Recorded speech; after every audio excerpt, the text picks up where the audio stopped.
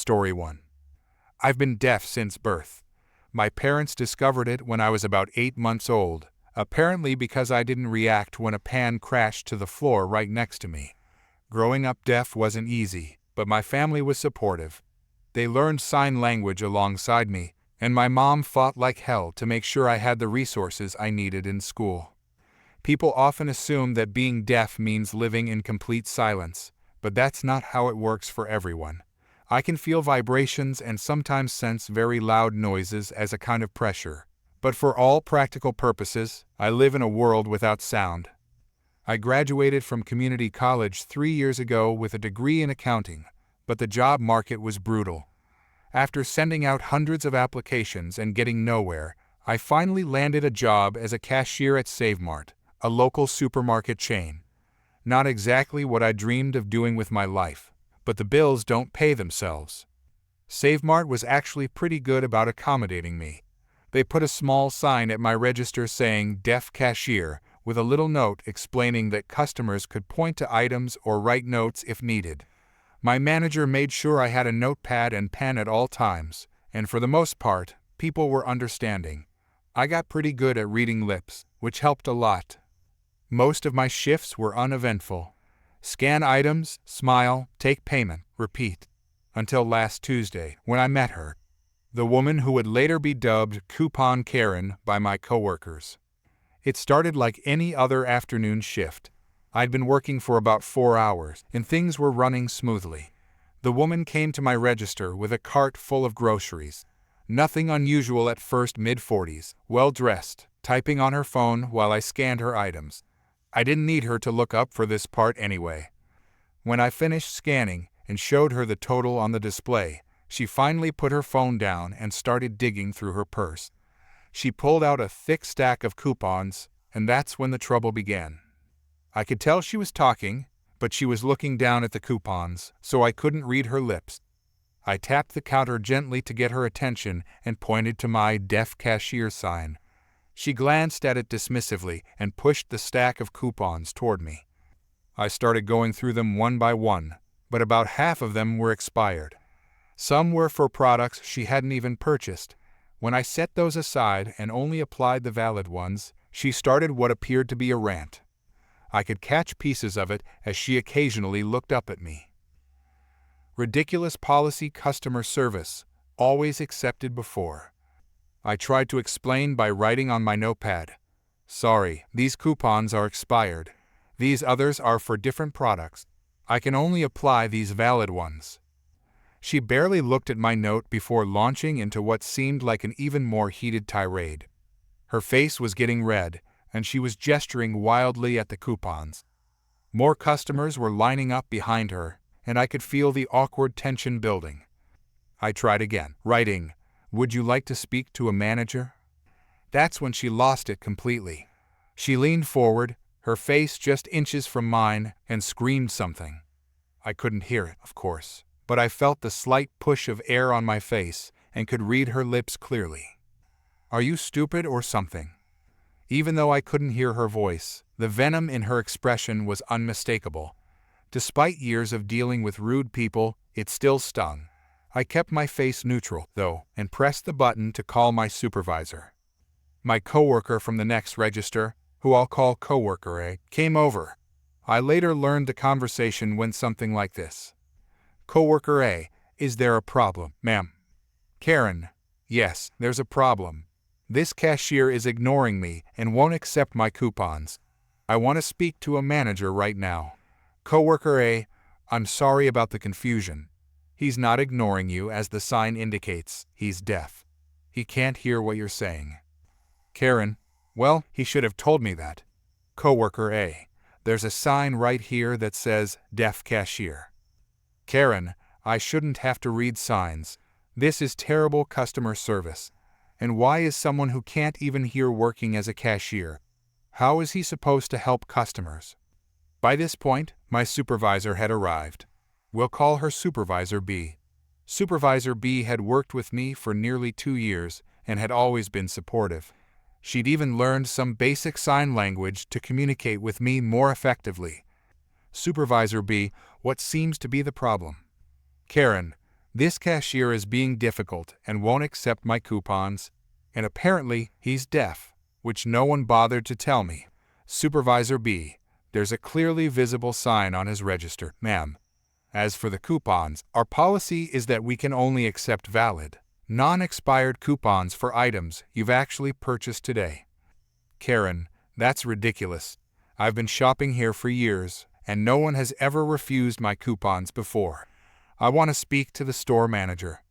Supervisor B, I am the manager on duty right now. I've reviewed the coupons, and I agree with his assessment. We can only apply these valid ones, which will save you $4.75 on today's purchase. Karen, this is unacceptable. I demand to speak to someone higher up. Better yet, I'm calling the police. Supervisor B, the police. Ma'am, this isn't a police matter. It's just store policy on coupons. Karen, it's discrimination. He refused to acknowledge me because I'm a paying customer, and now you're all ganging up on me. I watched this exchange in bewilderment, catching bits and pieces from reading their lips. Supervisor B tried to sign to me what was happening, but I could tell things were escalating quickly. Other customers were watching the scene unfold, some with phones out, likely recording. To my absolute shock, the woman actually pulled out her phone and appeared to call the police. Supervisor B looked exasperated but remained calm. She asked me to close my register and take a break in the staff room, which I gladly did. About 20 minutes later, Supervisor B came to get me. She explained through writing and sign language that 2 police officers had indeed responded to the call. Apparently, the woman had claimed she was being discriminated against, and that I had deliberately ignored her to be rude. When I returned to the front of the store, the officers were still there. One of them knew some sign language, which surprised and delighted me. We'll call him Officer C. Officer C signed slowly. Hello, can you tell me what happened? I signed back, explaining the situation with the coupons and how the woman had gotten angry when I couldn't hear her complaints. Officer C then spoke to the woman while occasionally signing to me so I could follow along. The conversation went something like this. Officer C, ma'am, I've spoken with the cashier and the manager. It seems there was a misunderstanding about store coupon policy. Karen, it wasn't about the coupons. It was about his attitude. He completely ignored me. Officer C, he didn't ignore you, ma'am. As the sign clearly states, he's deaf. He physically cannot hear you. Karen, well, that's not my problem. If he can't do his job properly, he shouldn't be working here. It's probably just an excuse anyway. Officer C, are you suggesting he's pretending to be deaf? Karen, I don't know. Maybe. Either way, it's terrible customer service. Officer C, ma'am, making false claims about discrimination and misusing emergency services for a dispute over coupons is not appropriate. The store has the right to refuse service to anyone who creates a disturbance. Karen, so you're taking their side. I'm the victim here. At this point, the second officer, who will call Officer D, stepped in. Officer D, ma'am, we've reviewed the store's security footage, which includes audio. You called this employee stupid and caused a significant disturbance. The store manager has informed us that they wish to ban you from the premises. Karen, ban me? I've been shopping here for years. I spend thousands of dollars here. Officer D, that's between you and the store. But if you return after being banned, you could be charged with trespassing. Karen, this is outrageous. I'll sue. I'll call the corporate office. You haven't heard the last of me. Officer C signed to me. Are you okay? I nodded and signed back. Yes, thank you. The woman was escorted out of the store, still threatening to call corporate and file lawsuits against everyone involved. The officers informed her that if she returned to the store, she would be arrested for trespassing. After she left, several customers approached me to express their support. One elderly woman wrote me a note saying, "You handled that with such grace. Don't let people like that get you down." Another customer, who knew sign language, told me his brother was also deaf and that he admired my patience. Supervisor B gave me the rest of the day off with pay, which I appreciated. When I returned to work the next day, I discovered I had become something of a minor celebrity among the staff. Several of my coworkers had learned to sign "thank you" and "you're awesome" overnight, which touched me deeply. A week later, Supervisor B called me into the office to tell me that the woman had indeed called corporate to complain. However, after reviewing the security footage and statements from staff and customers, corporate not only upheld her ban, but sent me a formal letter of apology along with a gift card. Even more surprisingly, a local news station got wind of the story. Apparently, one of the customers had posted video of the incident online, and it had gone viral.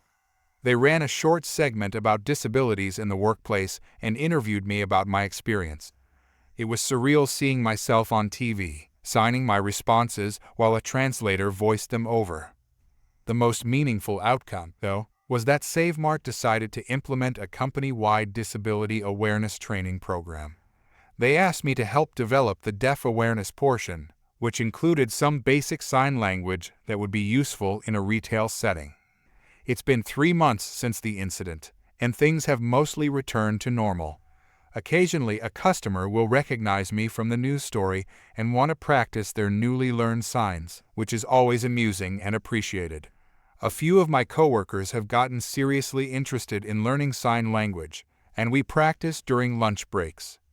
As for Coupon Karen, I heard from a coworker that she tried to come back to the store wearing sunglasses and a hat as a disguise about a month after the incident.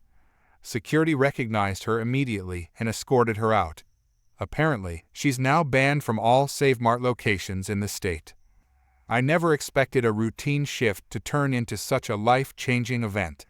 While I wouldn't wish an encounter with someone like her on anyone, I'm grateful for the positive changes that came from it. Maybe someday I'll still get that accounting job, but for now, I'm content where I am, silently scanning groceries and occasionally sharing my story with others who face similar challenges. Being deaf in a hearing world isn't easy, but most people are kind and patient once they understand.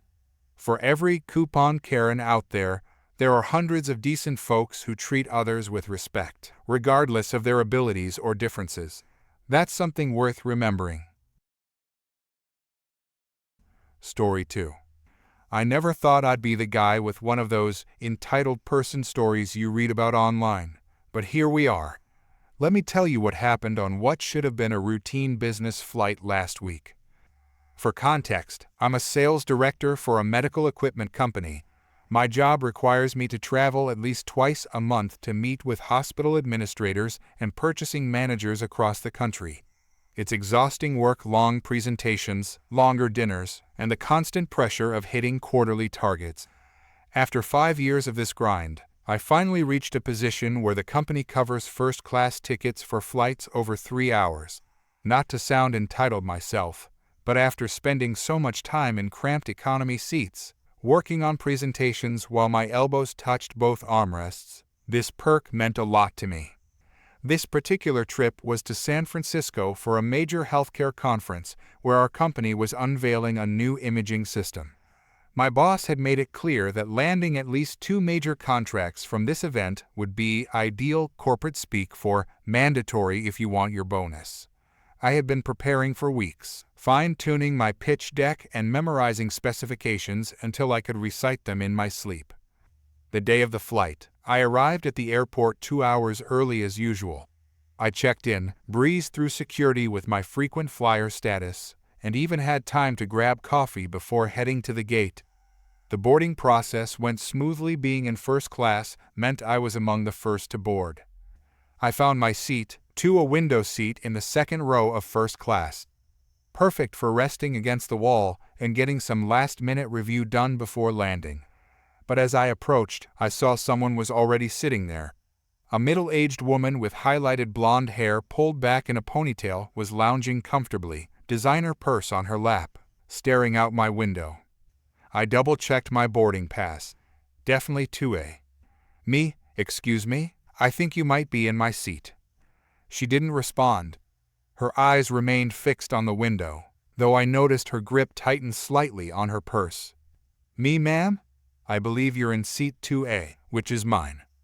The woman closed her eyes, feigning sleep.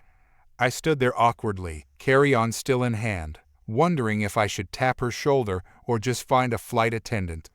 A line was forming behind me in the aisle. The man behind me cleared his throat impatiently, and I felt my face flush. Looking around, I spotted a flight attendant helping someone stow luggage a few rows back. Excuse me, could I get some help? The flight attendant, a professional-looking woman with a neat bun, came over immediately. Flight attendant, is everything all right, sir? I believe this woman is in my assigned seat, 2A. The flight attendant looked at the woman, who was now doing an impressive impression of someone in deep sleep, complete with light snoring. Flight attendant, ma'am? Excuse me, ma'am? After a few more attempts, the flight attendant gently tapped the woman's shoulder. The woman's eyes fluttered open with exaggerated surprise, as if she'd been in the deepest sleep of her life. Middle-aged woman, what's happening? Flight attendant, I'm sorry to disturb you, but this gentleman says you might be in his seat. The woman looked at me with obvious disdain, then turned to the flight attendant with a completely transformed expression, sweet and confused. Middle-aged woman, oh, I don't think so. This is my seat. I'm quite comfortable already. Flight attendant, could I see your boarding pass, please?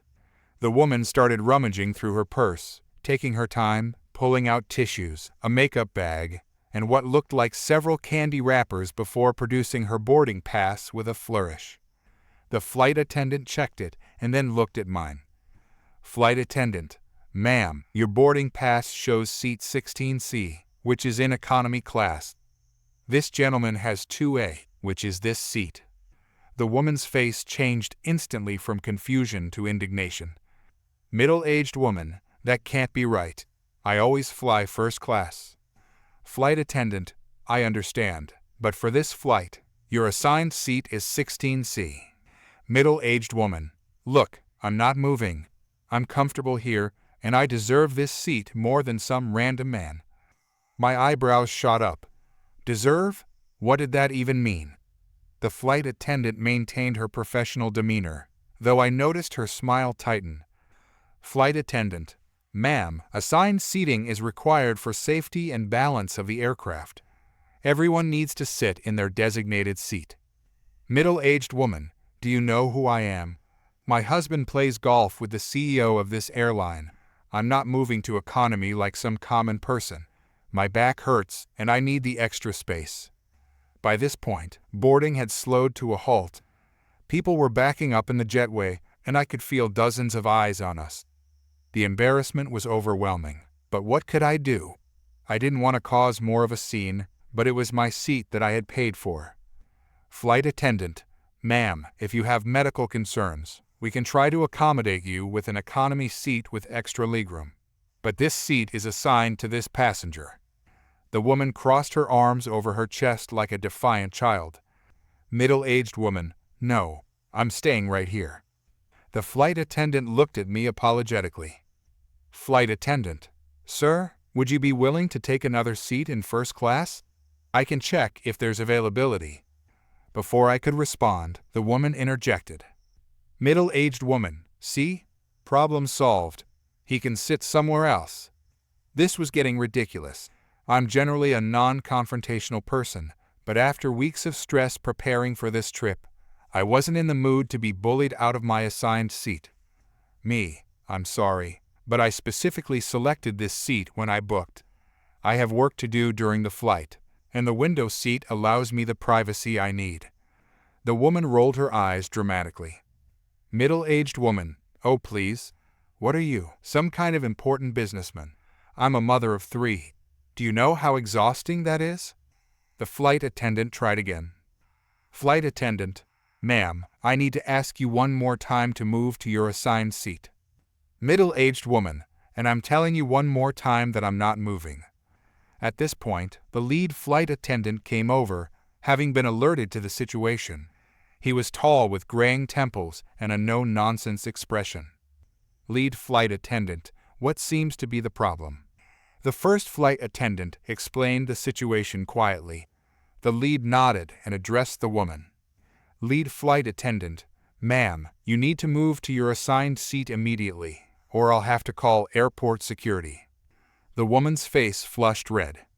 Middle-aged woman, are you threatening me?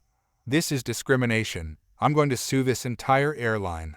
Lead flight attendant, this isn't a threat, ma'am. It's airline policy.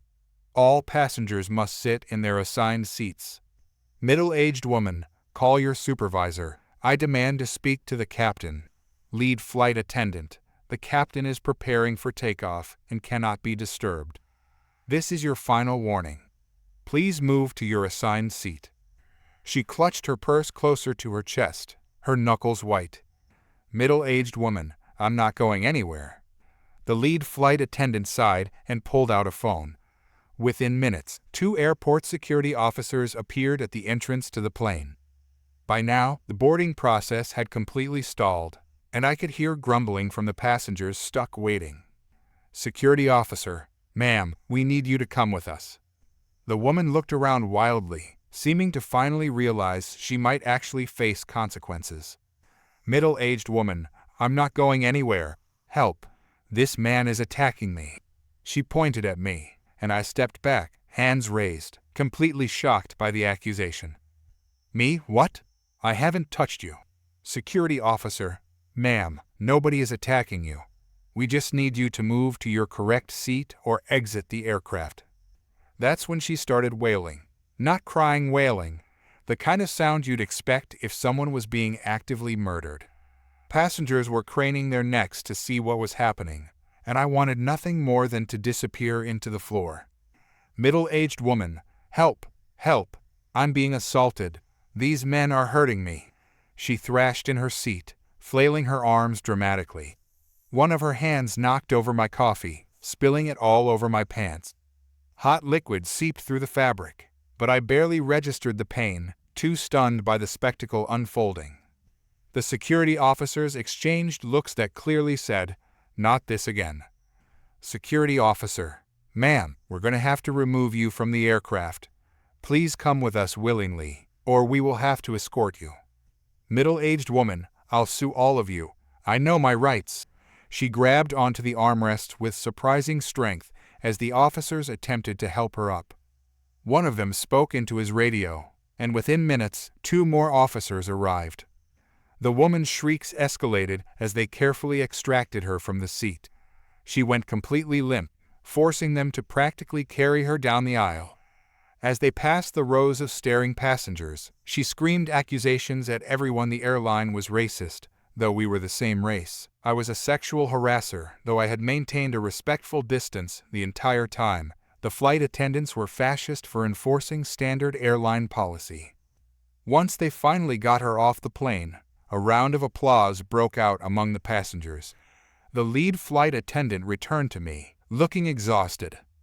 Lead flight attendant, sir, I'm incredibly sorry for that experience. Please, take your seat. We'll have this aircraft ready for departure as soon as possible. Me, thank you. I appreciate your handling of the situation. As I finally settled into my seat, the flight attendant brought me a fresh coffee and a complimentary set of noise-canceling headphones. Flight attendant, again, we're very sorry. That woman has been placed on our no-fly list effective immediately. This isn't her first incident with us. The flight ended up departing 30 minutes late, but those headphones and the absolute silence they provided were heavenly.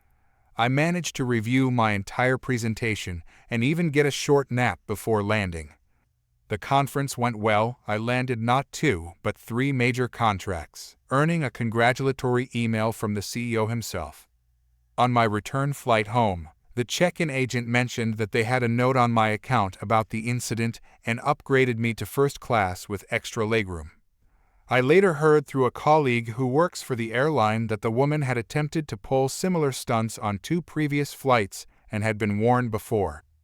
This time, she was not only placed on this airline's no-fly list, but also reported to the Transportation Security Administration for disruptive behavior. Apparently, she tried to claim she had a medical condition that required first-class accommodation, but couldn't produce any documentation. The most satisfying part, as I was leaving the airport after returning home, I spotted her at the customer service desk of a different airline, likely trying to book a new flight after being banned from mine. From her wild gesticulations and the weary expression of the agent helping her, it seemed like her entitled attitude hadn't changed one bit. Some people never learn. Story 3. I've been working at the Golden Swan for almost 3 years now. It's one of those high-end restaurants where a single meal costs more than what I make in a day. I started as a dishwasher, worked my way up to busboy, and finally got promoted to server 6 months ago. The tips are good, the owner is fair, and most of the customers are polite, if a bit snobby sometimes. The restaurant is owned by a man who inherited it from his father. He's not some fancy chef with a TV show or anything. He's just a guy who loves good food and knows how to run a business. He's always around, checking on things, talking to customers, and making sure everything runs smoothly. The staff all call him boss, and the regular customers know him by his first name. Saturday nights are always packed.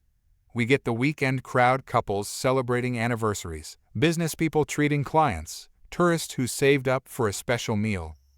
The atmosphere is usually pleasant, with soft jazz playing in the background and the gentle clink of silverware against fine china. Last Saturday started like any other.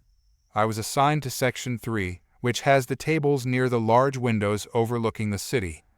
It's a coveted section because the view is amazing, especially at sunset, and the customers tend to be extra generous with their tips. I had a reservation for a party of 2 at table 14 at 7:30 p.m. At 7:45 p.m., they finally showed up. A woman in her mid-40s with perfectly styled blonde hair, wearing a designer dress that probably cost more than my monthly rent, accompanied by a man in an expensive suit who looked like he'd rather be anywhere else. Me, good evening. Do you have a reservation? Woman, table for 2. Under the name redacted, and we're late because your parking situation is absolutely ridiculous. I resisted the urge to point out that we have valet parking, and that being 15 minutes late without calling is considered rude in any restaurant. Me, yes, I have your reservation right here. Please follow me. I led them to table 14, which had been ready for them since 7:20 p.m. I handed them the menus and recited the specials for the evening.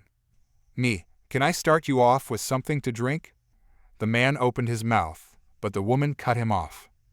Woman, we'll have a bottle of the 2015 Chateau Margaux. I tried not to wince.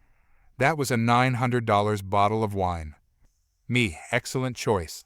I'll bring that right out. As I walked away, I heard the man say something about the price, but the woman just laughed and said something about living a little. I felt bad for him. He seemed like he was being dragged along on an expensive night out he couldn't afford. I brought the wine, went through the whole presentation ritual, and took their orders. The woman ordered the most expensive items on the menu, the Wagyu beef with truffle sauce, the gold-flaked foie gras appetizer, and the imported caviar. The man ordered a simple steak and salad. The first sign of trouble came when they finished their appetizers. The woman snapped her fingers at me as I was passing by with food for another table. Woman, the crab wasn't fresh. I want it taken off the bill. I approached their table after delivering the food to my other customers. Me, I'm very sorry to hear that. Was there something specific about it that... Woman, I don't need to explain myself. I know what fresh crab tastes like. Just take it off the bill. Her companion looked embarrassed. Man, it was fine. Really, it's not. Woman, don't be ridiculous. We're paying too much to accept mediocre food. I nodded and said I would speak to the chef. In the kitchen, I mentioned the complaint to the chef, who looked offended. The crab had been delivered that morning, and he personally inspected all the seafood. But he shrugged it off. In this business, you learn not to take things personally. When I returned to check on them, they had finished their main courses. The woman had barely touched her Wagyu beef, claiming it was too fatty, which is literally the point of Wagyu beef. But she had no problem emptying the wine bottle. Then came the moment that would make this night memorable. I presented the bill, which came to just over $1,200. The woman looked at it and laughed as if I'd told a joke. Woman, there must be a mistake. Where's my discount? Me, I'm sorry, but I'm not aware of any discount that would apply tonight. Are you perhaps thinking of our Tuesday wine special? Woman, no, I'm thinking of my personal discount. I know the owner. He always gives me 50% off. Her companion shifted uncomfortably in his seat. Man, maybe we should just pay the bill and go. Woman, absolutely not. I've known your boss for years. Call him right now. Me, our owner is actually here tonight. I can ask him to come speak with you if you'd like. Woman, yes, do that. Tell him his dear friend is here. I went to find the owner, who was in his office reviewing some paperwork. Me, boss, there's a woman at table 14 who says she knows you personally and that you always give her a 50% discount.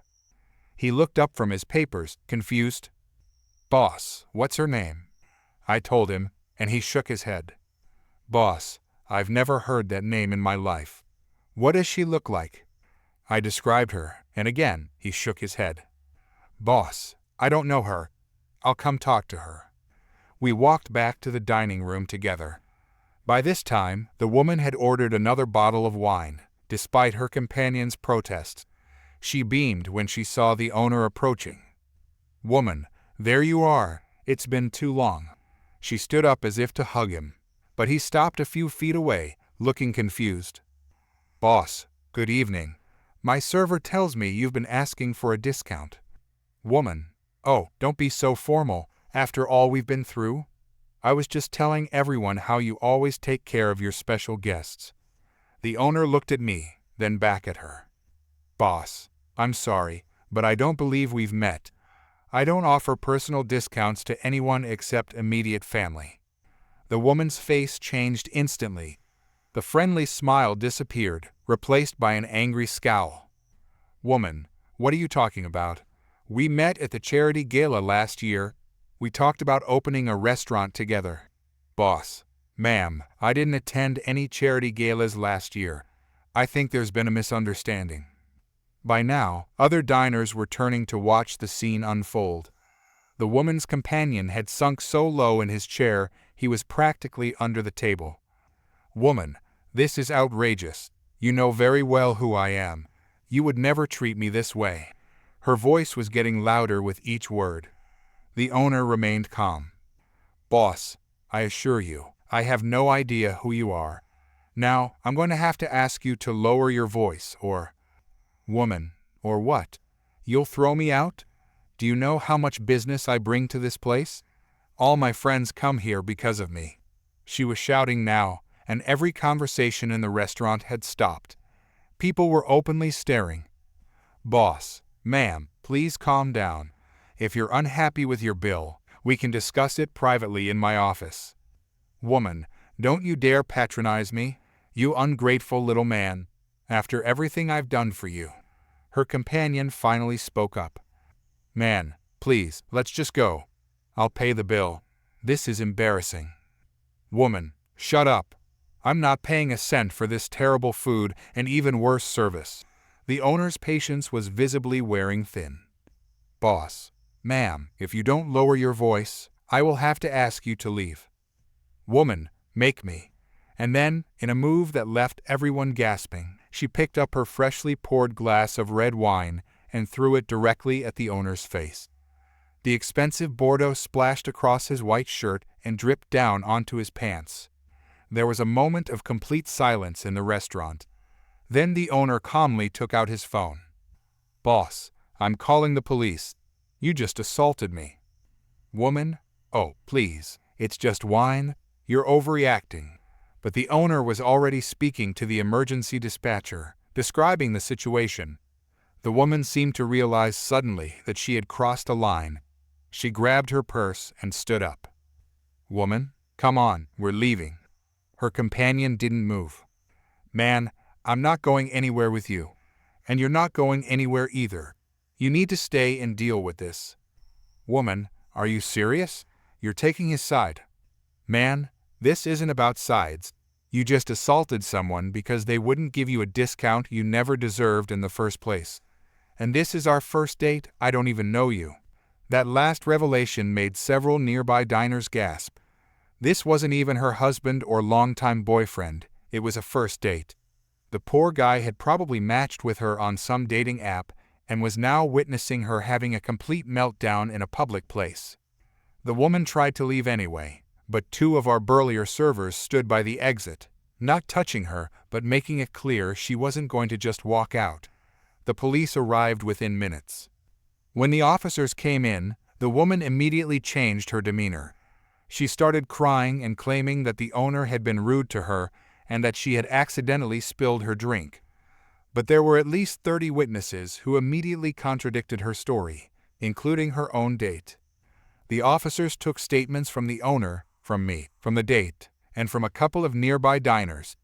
They looked at the security camera footage that captured the whole incident. Then they handcuffed the woman and informed her she was being arrested for assault. "Woman, this is ridiculous. It was just wine. I'll sue all of you. I know people, important people." But her threats fell on deaf ears as the officers escorted her out. Her date stayed behind to pay the bill in full, adding a very generous tip. He apologized profusely to everyone, explaining that they had met through an exclusive dating service that supposedly vetted its clients. Man, I guess they don't vet for basic human decency. After the police and the remaining customers left, we closed up for the night. The owner called us all together for an impromptu staff meeting. "Boss, I want to thank you all for handling that situation professionally. It's not every day someone claims to be my best friend and then throws wine in my face." We all laughed, relieved that the tension was broken. "Boss, drinks are on me tonight. And don't worry, I actually do know the owner of the bar across the street. No fake discount needed." That night, as we all sat around talking and unwinding, I couldn't help but think about the woman. What kind of life must she lead to think she could get away with such behavior? Did she pull this stunt at other restaurants? Had it worked before? I later found out from a friend who works in the district attorney's office that the woman was charged with assault and had to pay a fine, perform community service, and undergo anger management therapy. Apparently, she had a history of similar incidents at other high-end establishments in the city. She was also banned from our restaurant for life. As for her date, he came back a few weeks later with a different woman, one who was polite to the staff, didn't demand special treatment, and actually seemed to enjoy his company rather than the expensive wine. He left another generous tip and thanked me for how I'd handled the situation on that notorious night. Some people never learn that you can't buy class or connections. No discount in the world is worth sacrificing your dignity or risking an assault charge.